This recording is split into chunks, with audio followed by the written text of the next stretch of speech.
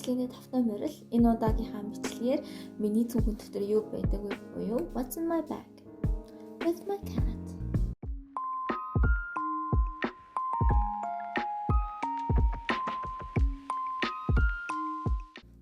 Миний өөртөө авч үзсэн цүнхнүүдээс эхэлцгээе. Хамгийн анх би өөртөө өнгөрсөн жил авч үзсэн баха. Априла цагийн миний энд оруулжээ. Энэ дэлгүүрээс авч ирсэн баггүй юу? Яг миний авъя гэж утсан цүнх бол байгаагүй юм. Тэгээд яг дэлгүүртээ байсан цүнх нь энэ цүнх байна. Би энэ цүнхэндээ дуртай. Гэхдээ нэг хэцүү юм нь онцор нь маш нэрийнхэн. Тэгээд энэ цүнхээ би хайрлаад хүнд юм хийж чаддаггүй байхгүй юу? Өдөр тутмынхаа юмнуудыг хийгээд аваад явах гэхээр онцор нь тасарч байгаа юм шиг санагдаад байдаг. Тэгээд энэ цүнхийг авч ирсэн бахны хамгийн анх өөртөө. Яг тэр өдөр л авахгүй бол өөр өдөр авах гэхээр дэлгүүр нь айгу олон хоногор хаах гээд амралт бишээ баярын өдөр таарсан шиг санаад байна. Үйл энэ цагаан сараар л төгөлж аваад авч ирсэн байх нэ. Хоёрт нь болохоор би хөвсгөл даялж аваад авч ирсэн. Ийм эсгий цүнх. Энд бариул нь айгу сонирхолтой. Нэг нь урт бариул, нэг нь богинохон бариул ахгүй юу? Ингээд ерөөхдөө муурны хэлбэртэй, муурны сүлтэй.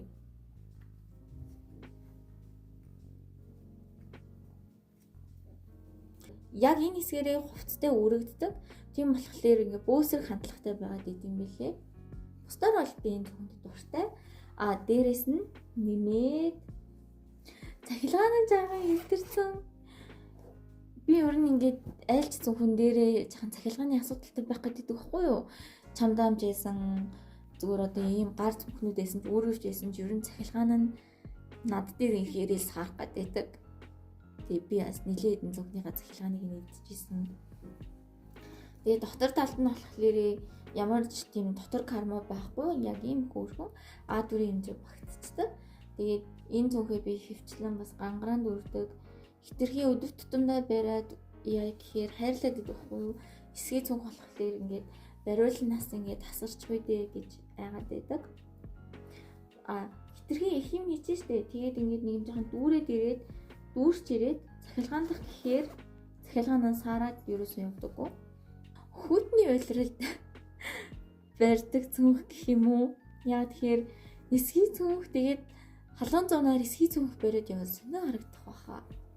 Гурав дахь нь болохоор би Тимүгээс захиалж ийсэн.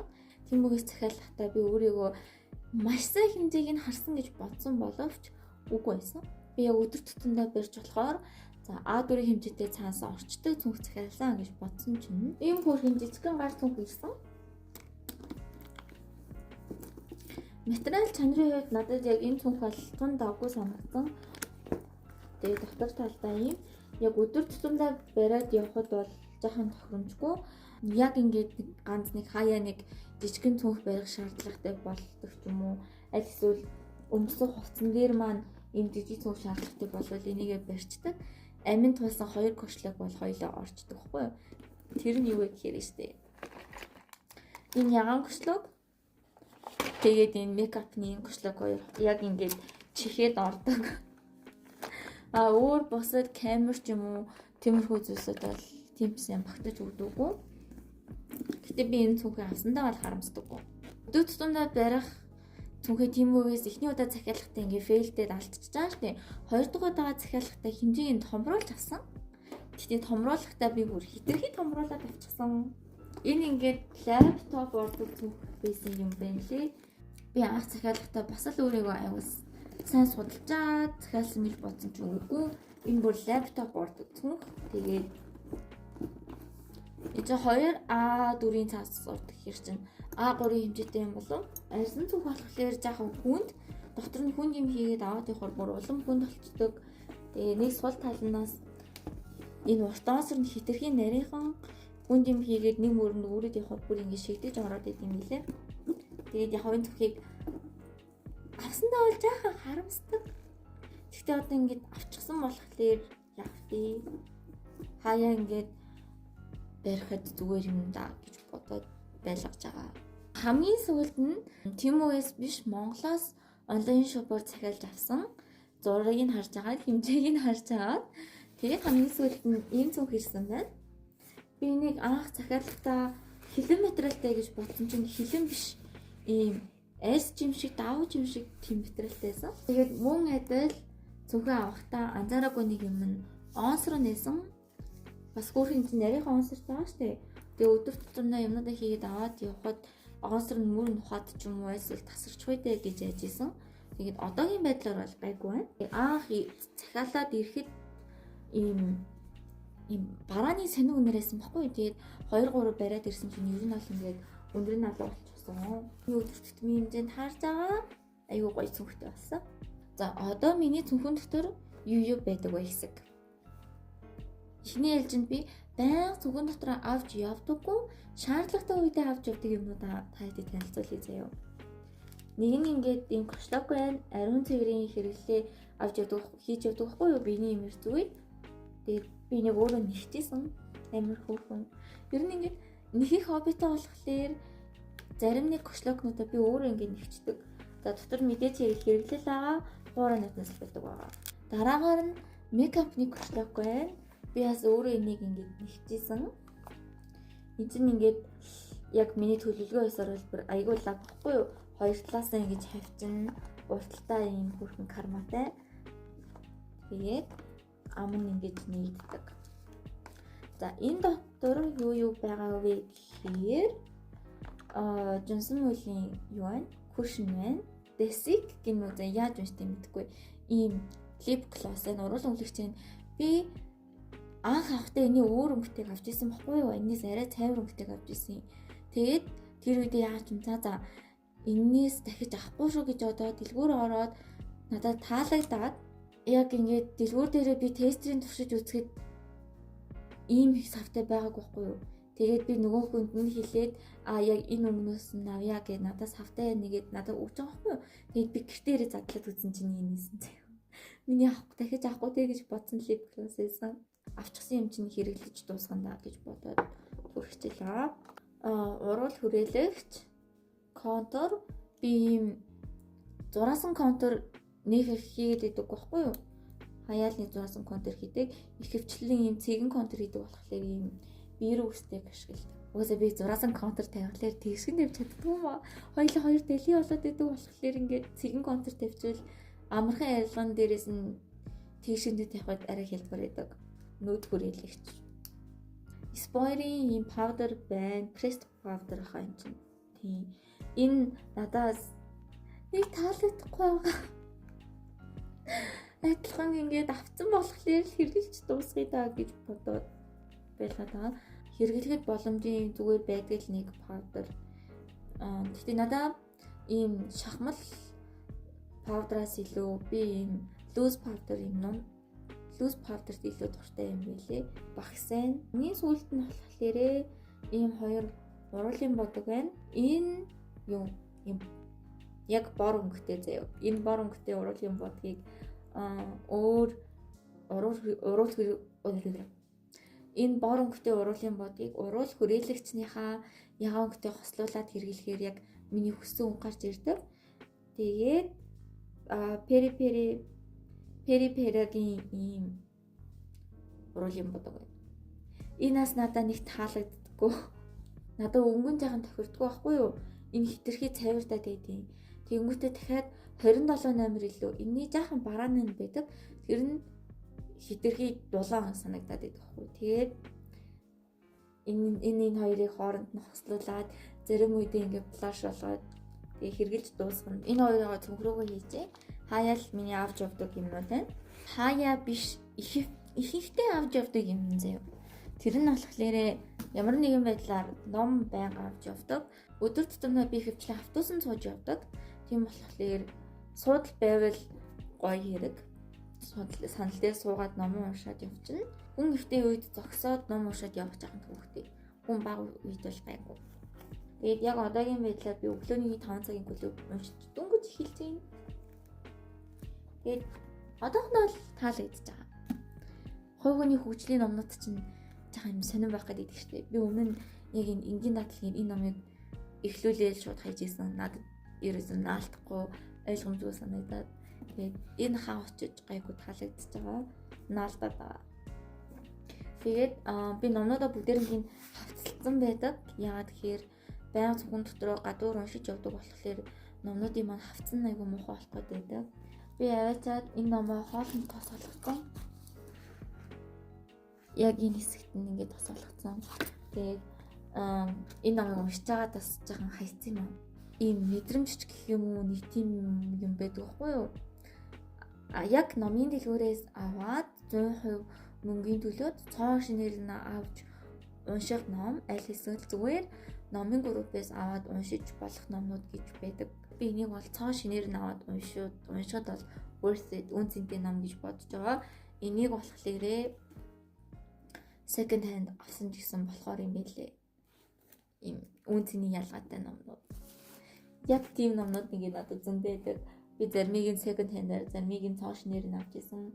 Ном дээр дэлгэрүүлээд юм ярихад болохоор хэрвээ тэр ном надад таалагдчих юм бол би мэдээч хэрэг өөртөө авч үлдэнэ. Хэрвээ тэр ном таалагдаагүй ч юм уу аль эсвэл за нэг удаа уншихад хангалттай хэрэгтэй мэдээлэл авцсан гэж үзэх юм бол би номын группүүд дээр хямдхан зарчдаг байхгүй юу? Аль болох хямдхан зарах гэж хичээдэг. Яагаад тэгэхээр би номон дээрээ дандаа тэмдэглэгээ хийдэг. Үдгээр биш ч гэсэн балын арандагаар ингээд энд юм бичсэн аль эсвэл таалагдсан ишлүүдээ ингээд тэмдэглэждэг байхгүй юу? Тэгээ мөн дээрээс нь ингээд ийм наалтууд наачдаг. Өөрийнхөө хэрэгтэй гэсэн мэлгийг олоод авсан болохоор тэр нэг өмнө хүргэж зарыг гэсэн бодлого байдаг. Үнэхээр тэр номыг анханаас нь үнтэй авсан байлбал дундаж зардаг үнээсээ жоохон үнэтэй зархал. За ном дээр нэмээд тэмдэглэлийн дэвтэр муу эсвэл төлөвлөгч дэвтэр авч явдаг. Би яг 2026 онд ариун оюун ахтамаас гаргадаг энэ төлөвлөгч дэвтрийг хэрэгжилж үзье авч ирсэн баггүй юу? Аваад нэг сар болоогүй байсан чинь энэ яг энэ хэсгээрээ салцсан. Хоёр талаараа наалддаг ийм цаваатай байсан юм билээ л дээ. Тэгээд тэр нь ингээд салцсан. Тэгээд би өөрөө стикерээр ингэж тогтооцсон байж байгаа. Энэ нөгөө нэг салцсан хэсэг нэ. 3 сар болж байсан чинь энэ эрцэн нь тасарсан зэ. Нийцэнээс ингээд гараад ирсэн. За тэгээ бусдаар бол ингээд яг одоохондоо гарсан эвдрэл гэмтэл нь энэ юу актами энэ дэвтрийг чинь би яг тухайн үедээ 70,000 төгрөгөөр авч ирсэн баха. Хүргэлтийн үн гэж бас төлж исэн шиг санагдаад байна. 6,000 төгрөг төлж байлаа ялаа. Тэгээд энэ дэвтрийг аваад надад таалагдсан юмнууд гэж байгаа, таалагдаагүй юмнууд гэж байна. Таалагдсан юмнууд гэх юм бол надад доторх агуулгууд нь үнэхээр гоё санагдсан. Энэ ингээ бүтэн 12 сар бүтэн 1 жилийн таймын дотор явж байгаа байхгүй юу? За 1 жилийн дотор та зорилго чинь юу юм, мөрөөдөл чинь юу юм? За санхүүгийн хувьд ямар ах юм гээд сар болгоны ихэнд ийм өөр өнгөтэй өөр үгнүүдтэй ийм юмнууд байдаг байхгүй юу? Англи монгол хэл дээр хоёр салцсан байдаг. Тэрнээс айгүй гоё санагдчихж байгаа. Надад бэрхшээлтэй санагдчихж байгаа юмнууд нь заяа. Яг зарим хүмүүсийг окей яаж бол миний бэрхшээлтэй санагдчихж байгаа юм нь энэ бол яг цэвэр надаас шалтгаалж байгаа байхгүй юу? Орлого зарлах хадгаламжийн бодит бүртгэл гэдэг хэсэг баггүй юу? Он сараа 50, утга 50, орлого зарлах хадгаламж үлдэгдэл гэсэн юм багнуудтай. Тэгээд би эхний сарда хөтлөөд энэ надад ийм их зэг гарсан баггүй юу? Тэгээд би 2 дахь сараас нь ойлгож эхлээд зөвхөн орлогоодоо бичсэн ба. Бас зөвхөн зарлгуудаа бичсэн. Энэ орлого ханаас орж ирсэн, юунд зарцуулсан гэдгийг бичихгүй. Тэгээд нэг өдрийн бүх орлогуудыг нэг мөрөнд бас зарлгуудын нэг мөрөнд багтаагаад бичихэд надад доотлолт нь ийм их зай үлдсэн баггүй юу. Тэгээд би дараа сард нь туршилтаар бүх юмудаа бичиж үзсэн. Бүрчлэн бичээ тэмдэглэсэн чинь миний энэ цагаас 17 дууссан. Би 17-наас шүү бүртгэж чадаагүй. 30 сарууд дээр бүртгий гэж бодохоор нэг л онцгой санагдаад бүртгээг байгаа. Энийг яг яаж бүгэлт юм бэ? Ариун оюун гэж өөрөө ингэж яг юм сургалтаа зарладаг байхгүй юу жил болгоо. Тэгээ дараа жил яг тэр үед би мөнгөтэй авах юм бол авъя гэж бодож байгаа. Тэр сургалтанд сууя гэж бодож байгаа. Яг энийг яаж бүртгүүл ингэж яг дэвтэр дээр бүтэн багтаад 100% энийхээ үр ашгийг нь хүртэх юм бэ. Тэгээ одоо болохоор миний зүгээс биш. Яг энэ дэвтэр үйлдвэрлэж байгаа тэр зүгээс надад жоохон бэрхшээлтэй санагдсан юмнууд нь болохоор нийт дифтринжийн надад жоохон хүн санагдсан. Энээс илүү хөнгөн байвал гоё. Адан дифтрийн цаас нь хитрхийн нэмэлтэн санагдсан. Сарасагийн одоо ийм үзгүүдээр бичгээр юу яагаад гэсэн бохоггүй юу? Цаанаасаа гэрэлтэж харагдаад байсан. За энэс тод үзгээр бичгээр бүр илүү нэвтэрч харагдаад байсан. Вебсайтн дээрээс нь харахад болохоор 80 грамын цаастай гэж хэлсэн. Тэгээд жаахан зузаан нэвтэрч харагдах нь бага байвал гоё санагдсан. Дараагаар нь болохоор дифтрийн хэмжээ. Тий, B5-ын хэмжээтэй. Надад энэс илүү дахиад жоохон жижигхэн байвал боломжтой санагдсан. Одоо яг энэ ном шиг хэмжээтэй ч юм уу. B5-ын нэг сонголттой, за A5-ын сонголттой ч юм уу, яг ийм жоохон сонголттой байвал зүгээр санагдсан. Надад яагаад жоохон жижигхэн байвал зүгээр бэ гэж бодсон бэ гэхээр штэ тий. Одоо яг ийм 7 хоногийн төлөвлөлт хэсэг нь 2 нүрд амнасан байдаг байхгүй юу? Тэгээд би ингээд нэг багны нэг нүрийн төлөвлөлтөндөө ерөөсөө дүүргэж чаддгүй байхгүй юу? Одоо ийм том бичиж л ингэж дүүргэж харагдана уу гэхээс иш. Яг миний бичээд төлөвлөлтгөөр болохоор ингээд болчдөг. Айгу яг ингээд тал хэсэгт нэг л болчдөг байхгүй юу? Тэгээд би үлдсэн хэсгүүдийг ингээд өөрийнхөө дургүй стикерүүдийг нааж зайг нь бүгэлж байгаа. Тэгээд дэвтрэн жаахан жижигхэн байх юм бол дагаад ингээд бүхнүүд нь жижигсэж шнэ. Тийм болохоор боломжтой санагдаад байгаа. Тэгээд надад энэнийг жаахан ингээд урц одоо бүхтэн хооц биш юм аа гэхээдээ тэгэхэд нэг юм нүур жаахан дамнаад илүү гаргаад өгвөл зүгээр санагцсан. За энэ дэвтэрний хувьд ийм байна. Одоо байнга авч явдаг. За хаяа нэг үлдээдэг тохиолдол нь маш ховор тэр зүйл болохоор миний ягаан гочлог. Би энэ гочлогийг өөрөө ойж исэн. Энэ дотор маш олон зүйл байгаа. Тэгээд бас дээрэс нь хүнд анх удаага л эдлийн машин дээр суугаад өөртөө юм цүнх ойж үзэж байгаа байхгүй юу? Тэгээд харж байгаа л энэ итэр нь бүр амар. Гэтэ яг хаа тэгээд өөрөө өдөр тутамд ашиглаад болоодлаа. Ирэх байдаг. Яг миний өдөр тутмын амьдралд би цаг ч юм уу ирэх ингээд зүгээд явах жоохон төвхтэй байгаад байдаг байхгүй юу? Яг тэгэхээр байнга ингээд зураг зурдаг ямар нэгэн байдлаар энэ маань будаг болчих юм бол зургийн маань муухай болох гэдэг. Тийм болохоор ирэхээ зүгээр л гочлокон дотроо хийгээд ингээд сэтгэл дотроо би ирэх зүгүүд явж байгаа шүү гэд ийм үеиг байдаг. Массажер байна. Хумсны утга хомхооны тос байна. Би өөрөө жаахан шижээгч тэгээд амархан хомхоод болохгүй гэдэг болохоор байнга тостой явж идэг. Тэгэхээр хүсний хавчаар хүсний боол фуураа натнас байдаг хоёр байна. Би энэ хоёроо сайхан дуусгацсан. Тэгээд яг юм халаас нэм жижигхэн хувилбаруудыг аваад явах амар идэг. Тойлын ийм хөөрхөн жижигхэн тойл. Уруулын бодог байна. Дээрээс нь уруулын тос чи. За уруулан өнгөлөгч уруулын бодог хоёр байна. Сам, yes no-тэй зоос. Нэг удаагийн самплнууд байна. Тэгээд үнэртэй уснууд. 4 ширхэг жижиг үнэртэй уснууд байна. Энэ хоёр болохоор Dior-ын үнэртэй уснууд. Надад байдаг том үнэртэй усыг юм жижигхэн сав аваад хийцэн байгаа хгүй юу. Хүрхчний бүрийн үнэртэй усыг ингэж роллер хийхгүй эргүүлэхгүйгээр товшиж өгвөл илүү дээр санагдсан заяа. Ингээд эргүүлчихээр нэг газар хитрхийн үнэртэй ус гараад амар хурц үнэртдэг юм бэлээ. Шүртгийг нь юм цацдгийг нь хэрэлдэг байсан. Тэрнийх нь би нь айгүй хурдан хаагаарчдаг байсан. Тийм болохоор арай юм зузаан шил дээр орж исэн. Энэ ягаан өнгөтэй нь болохоор Tom Taylor-ийн Happy to Be гэдэг манай найз надад бэлгэлжсэн. Талд нь ортол нь ашигласан байна. Бор өнгөтэй нь болохоор Tom Ford-ийн Lost Cherry гэдэг энэ хоёр байгаа. Энэ Lost Cherry штэ яг энэ тооны үнэртэй заяа. Тэгээд ийм хүнд санагдсан надаа. Илүү юм өвөл төрхөл, илүү хүйтэн байхад төрхөл зүгээр санагдсан. Яг одоо ийм хавар болоод жаахан ийм гэгээлэг ийм хүмүүн шингэн болж байгаа үед энэ үнэртүүцийг төрхсний хэрэггүй юм шиг санагдсан. Угаасаа яг өглөөс босоод за өнөөдөр ямар үнэртэй ус төрөх вэ гэвэл штэ тий. Надад хамгийн түрүүнд орж ирдэг нь Мистер тэгээд энэ хоёр орж ирдэг байхгүй юу? Бас сонирхолтой байгаа шүү. Өвөл дүрхдэг, зун дүрхдэг юм нэртэй басна. Last but not least энэ дотор хамгаалт байнга явж идэг. Дараа нь болохоор пеналын би бас энийг өөрөө хийж исэн. За тийм пеналын дотор яг их хүнд байдаг юмнууд байгаа. Камераас байнга явж явдаг. Ихийг үед би хичээл дээрээ одоо сургууль дээрээ цагийг өнгөрөөдөг байхгүй юу?